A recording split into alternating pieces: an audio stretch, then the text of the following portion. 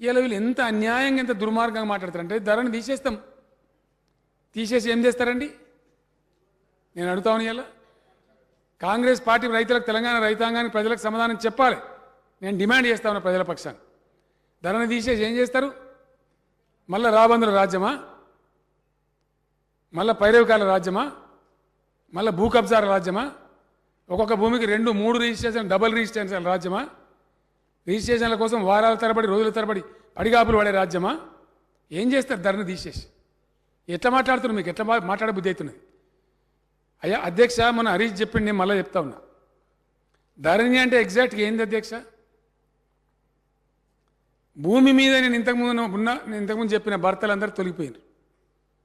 భూమికి భర్త ఎవరైండు? రైతే భర్త అయింది. ఇలా నీకున్న 5 ఎకరాలకో, 10 ఎకరాలకో, 3 ఎకరాలకో, 4 ఎకరాలకో నువ్వే యజమానివి.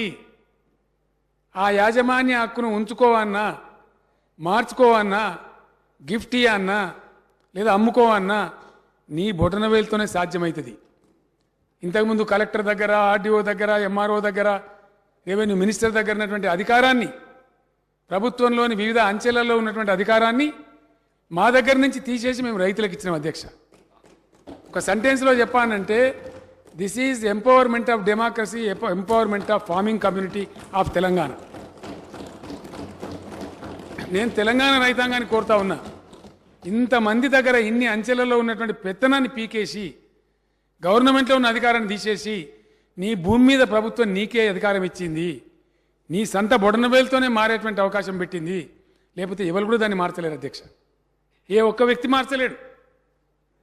బీఆర్ఓ లేడు, ఉన్న గిరిదావర్ కానీ, ఎంఆర్ఓ కానీ, ఆర్డీఓ కానీ, కలెక్టర్ కానీ, చివరికి రెవెన్యూ సెక్రటరీ కానీ, రెవెన్యూ మినిస్టర్ కానీ, చీఫ్ మినిస్టర్ కూడా మార్చే అధికారం లేదు.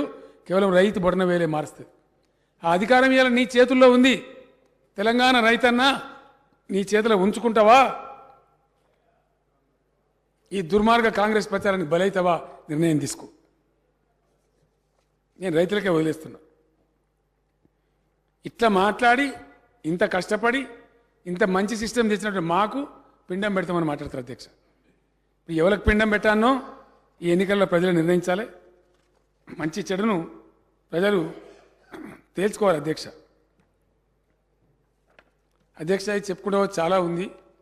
నిన్న ఇవాళ శాసనసభలో మా ప్రభుత్వం ప్రవేశపెట్టిన శ్వేతపత్రాలు, ఒకటి ఆర్థిక శాఖకు సంబంధించిన విషయం నిన్న పూర్తి స్థాయిలో ప్రభుత్వం వాస్తవాలను వివరించే ప్రయత్నం చేసింది.